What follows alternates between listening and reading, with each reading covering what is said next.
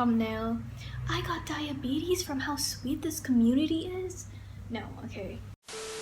Hello everyone, I'm Louise. Welcome to the second video on reads and films. So today I just wanted to sit down, chill, and do what I have to do. Let's talk about books. Y'all know this tag. When everyone from BookTube comes out of their hermit shells and starts freaking out about the books they've read in this very crappy year. I, on the other hand, am freaking out because of how late this upload will be. At this point, my motto in life, is it a hard T? I don't know. My motto in life, my slogan in life is better late than never. It would be good to kind of catch up with January to June release because I wasn't present on this YouTube channel. You know, it's kind of like pregnancy, me in the womb. So this is my summary of my experience in the womb before my birth coming into. Okay, moving on. Also, peep my hairstyle. I tried to replicate Adora's little poof. Let's get into the awards for mid-year book freakout tag. The first award goes to the best book you've read in 2020, and that goes to, drumroll please, editing lyrics, please put this in, 1,000 Splendid Suns by Khaled Hosseini. It's Hosseini, not Hosseini, but y'all know how every booktuber has just that one book that they never shut up about. 1,000 Splendid Suns is gonna be my book, so get ready. It's fairly old. It's like 13 years old. Whoa, that's like a whole human being. Damn. I just didn't enjoy the previous picks for my book club, so I wasn't really expecting much from this. Holy moly, was I wrong. Thank God I just randomly was like, you know, whatever, fork it, we're gonna read the book. 6 chapters in, already bawling.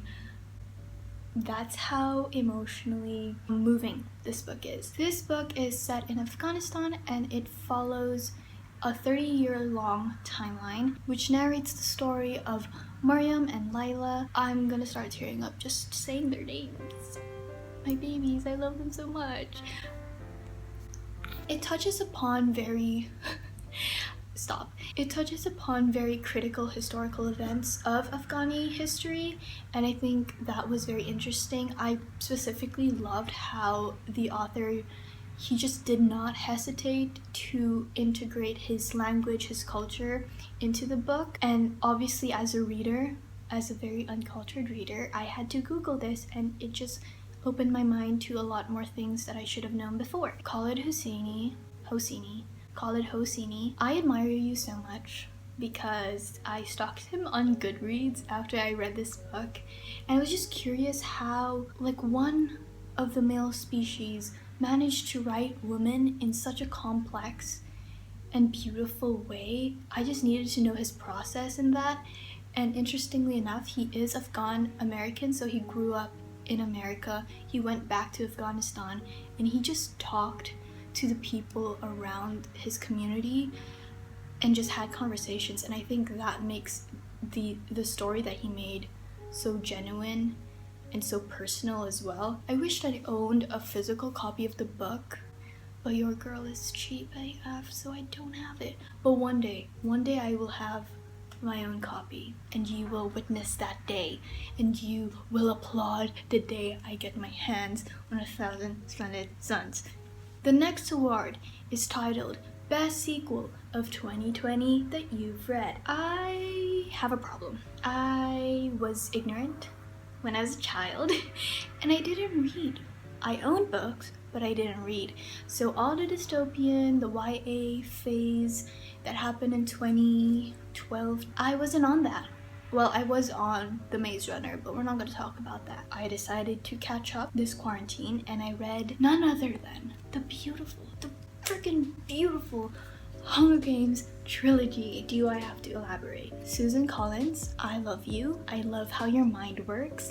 So you may notice I've got 3 different kinds of versions of the books, and I know some of y'all will hate on this. I have an excuse. I bought these books at very different times of my life, so they weren't bought together. Metallic green, y'all know I love green. Actually, you don't know that, but you do now.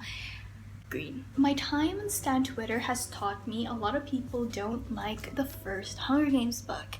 Now I need to tell y'all that this is my favorite because I love it so much. I guess it's based on subjective experience because I did read this till 4 a.m. 2 days in a row because I was that addicted to it and I have no self-control. Susan Collins has this talent for writing cliffhangers every freaking chapter. She teases us. She teases us. I know it. I know it. Catching Fire. I have many thoughts. Many thoughts. Based on my time on Stan Twitter, a lot of people love Catching Fire from the whole trilogy, and I have to disagree because the pacing in this book sucked, but I didn't like it. But I did love a few moments. I have to tell you, a few moments. I loved it. Also, we are introduced to Finnick Odair. Catching Fire is dubbed as the best movie in the trilogy, and I have to disagree because all of the movies are kind of low-key boring. That's very controversial. Mockingjay, what are my thoughts on this book? I love the ending. I think she concluded the series very beautifully. I cried, so that's good. Yes, oh my god, guys, if you've read it, the Buttercup and Katniss scene. So the next title is a new release you haven't read yet but want to. I had a few picks for this one, but specifically I would say A Burning by Megha Majumdar. It is about a Muslim girl who unfortunately lived her early childhood in the slums and she wants to move up in life for herself. But then the conflict is she is accused of a terrorist attack based on some careless comment on Facebook.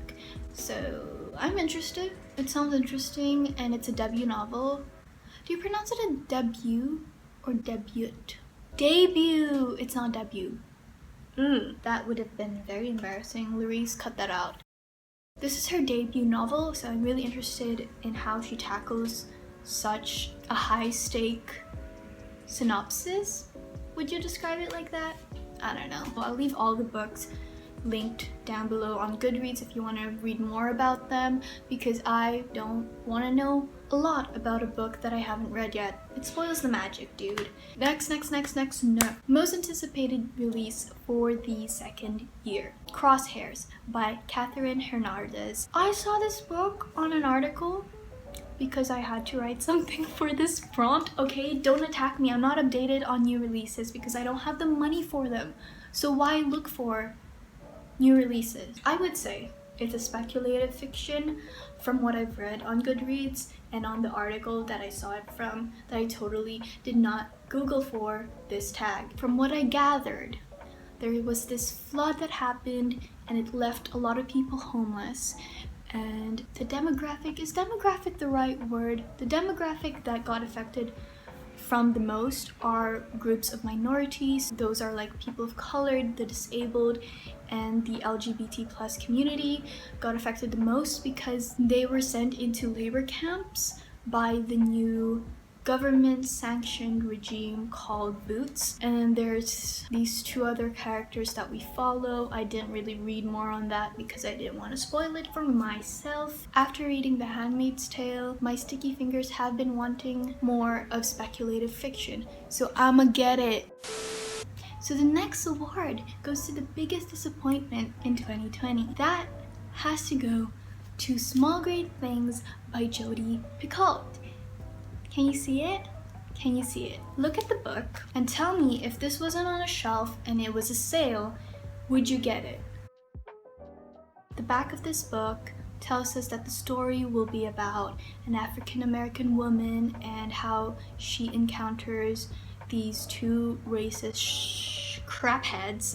First of all, if you want a detailed rant and an explanation on why I particularly don't recommend you reading this book, check my Goodreads. I'll link it down below. But all I have to say is that this book failed in the way that it markets itself as a story about an African American woman when it does not follow through with that. I think the characters are very stereotyped from a literary standpoint, judging from the dialogues that she uses to characterize these characters. I'll link down some videos on African American women who did review this book and just take on their opinion on that. But personally, it didn't sit right with me when I discovered that a white woman wrote this, and when I saw how the characterization and the development of the characters unraveled. There was a lot of racial epithets as well, and I could only imagine how triggering that would be if those slurs were targeted towards my ethnicity. So don't read it.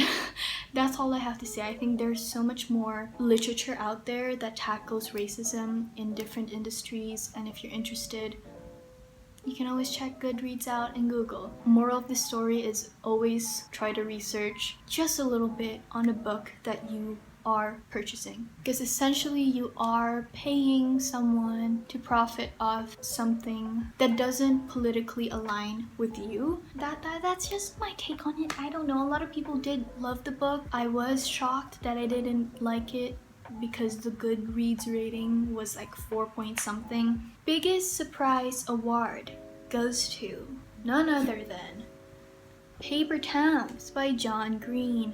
Oh my god, someone still reads John Green in 2020? What? Oh, you sneeze. I know a lot of us in the booktube realm is fed up with the white boy who knows 50 words of vocabulary and gets an idolized girl trope that John Green seemingly just plasters on most of his novels. But I'm here to tell you the Paper Towns was a hit on me. Specifically, its exploration on perception and identity, especially during teen years. I think he did a great job with that. It was an easy read as well. I gobbled this up in 2 days. There were moments where I was tensed up when he was creating tension, so I guess that worked out. I really was curious on why people were into John Green in 2014, and I still had this lying in my shelves untouched. It wasn't like a 5-star read, right? It was just like, okay, awesome. It wasn't disappointing. I had very low expectations for it because people don't really vibe with John Green nowadays. That's why it got the biggest surprise. Favorite new author, debut, or new to you? She is new to me and a debut author. Emma Lord, I have to stand. I read Tweet Cute, which was her debut novel of 2020, I think February. I randomly saw it on Goodreads. I read the synopsis and I was like, do I really want to read that? But I did. You know, when you stay up for a book, it means something to you. I read her about the author note. I just felt like she represented all of the stannies in the world. She mentioned how she secretly wrote Spider-Man fanfictions in the back of her statistics class, and I think that is just so 21st century. And guess who's a statistics student? Me. And I used to do my English homework in math class. So it says a lot. It says a lot, okay? New fictional crush. So my new fictional crush is Jack from Tweet Cute. Now, I would say, I could modify that and say Redford Morgan from Get a Life Chloe Brown by Talia Hibbert is my new crush. But for legal reasons, I'm underage. I will just stick with Jack from Tweet Cute. Jack from Tweet Cute makes me want to have a rival in high school, but unfortunately it's my senior year and I think I've already developed a diplomatic relationship with every guy in my class. That's not a flex, because I am a sucker for enemies to lovers trope, and I want that. And I know a lot of people are rioting on Twitter for more college-based romances, but if you are a high school student, it's a really good book for projecting. Yeah. and it just follows Pepper and Jack, their rivals in school, but also outside of school in terms of both of their families have food businesses, and they have like this Wendy's versus McDonald's knockoff, except Jack's restaurant is like a deli shop, and then Pepper's family's is like a big burger corporation. Newest favorite character. My newest favorite character would be Boomy from Girl, Woman, Other by Bernardine Evaristo. Boomy is a Nigerian immigrant who moved to UK with Augustine, who she met while she was doing her maths degree back in Nigeria. And I just love this woman so much. I admire her a lot. I have some points on why I love her so much. If you didn't know, Girl, Woman, Other follows 12 different characters. Some of them I hate. Actually, no, I don't hate them. Some of them I like less than the rest. I love complicated mother and daughter relationships. Not because I can relate. I loved the whole conflict with cultural identity and her daughter being raised in England and not being in touch with their culture. Okay, that is the second time my camera gave up on me. So I think it's a sign that I need to hurry the F up. She just struggled a lot throughout her life back in Nigeria and in England. She makes a life out for herself, and then she falls in love with different people, and I love my queen. Her story was well concluded compared to the other stories that were just sad in a good way. So the next one is a book that made you cry. 1,000 Splendid Suns by Khaled Hosseini. Do I need to say anything else? No. A book that made you happy. Most of these my answer would be romances. Something that isn't in the romance genre that did make me happy was Little Woman by Louisa May Alcott. This is a classic that is easy to read, lighthearted, wholesome, and cute. I used to read it to myself. Obviously, there's no one else to read it for me, and I'm not a child. I do have to say, the movie's ending was way better and more attached to the characters from the book, especially Joe. Most beautiful book you've bought so far. I only bought 2 books this year. Well, technically my parents did because I am financially dependent on them. The Mockingjay versus Girl, Woman, Other. This is more beautifuler. No, this is a very pretty cover. I love the primary colors and I love the silhouette. It does replicate a little bit of the book jacket kind of thing with hardcovers, and the paper is different, like postcard paper. Ooh, also the shirt, I don't know if it's coincidence, but it does kind of match the head wrap over here, and I think it's very cute. If that was coincident or purposely done, cute either way. What books do you need to read by the end of 2020? First, Misery by Stephen King. I'm trying to get this edition of it from my bookstore, but again, I'm not financially independent yet, so I have to wait. Noelle Gallagher loves this book so much, she does recommend it as the first book to read if you want to get into Stephen King, and I do want to get into Stephen King after watching It Chapter 1. Lovely War by an author I don't know the name of because I didn't put it on my Word document. I'm just gonna put the cover up here. My best friend read this book and she said she loved it and it made her cry, so I really want to get my hands on it. The cover is beautiful. Read with Cindy also read it, and yeah, I just really want to read some historical fiction that will make me cry. I haven't dealt with Greek mythology and literature before, so this will be my first. Patron Saints of Nothing by Randy something. Forgot the name again. I didn't put it in my freaking Word document. So Randy, if I'm recalling correctly, is a Filipino author, and I need to support and get on that. That's most of what's on top of my TBR for this year, but am I prioritizing it? Favorite book community member? Mine would be Al Reed's. I know we shouldn't pick any favorites, I love you all, but I have been obsessed with Al Reed's recently, ever since I found her book newbie tag when I was just lurking through that on the web. But her videos are just so calming and relaxing. I love her editing and I love her vibe. And yeah, she's just like a cute little Cancer baby, subscribe to her. But that is it for this video, guys. Thank you so much for all the support that you've shown in the previous video. And I'll see you guys next week. Bye!